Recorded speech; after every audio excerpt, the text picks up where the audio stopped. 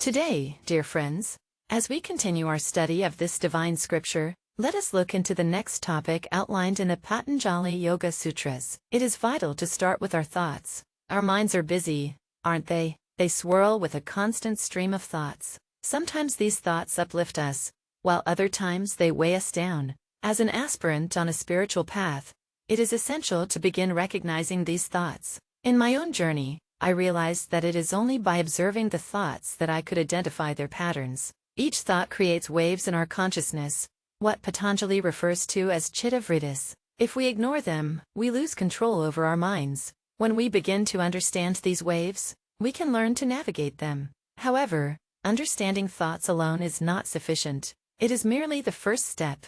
When I spent years in meditation, I learned to not only understand the storms of my mind but also to master them. But this mastery required a dedicated path. I discovered that knowledge must translate into action for it to bear fruit. Without the right attentiveness and discipline, this knowledge becomes just one more thought in the mind. Patanjali Rishi emphasizes this transformation by teaching us about two essential principles, abhyaasa and vairagya. Abhyaasa means consistent effort and practice. In my life, I've seen that without persistent effort, progress becomes elusive. Imagine learning to ride a bicycle. Initially, it feels challenging, but with each attempt, we grow steadier and more confident. Likewise, our spiritual practice requires regular effort, whether it is meditation, breathwork, or any other spiritual discipline. Vairagya, on the other hand, signifies non-attachment. This has been a profound lesson for me. At one point, I was deeply invested in certain outcomes of my spiritual journey. I chased experiences and insights as if they were treasures to be collected. But my master taught me that true freedom arises from letting go. When we grasp too tightly, we become bound. When we release our attachments to results, we create space for genuine experiences to unfold.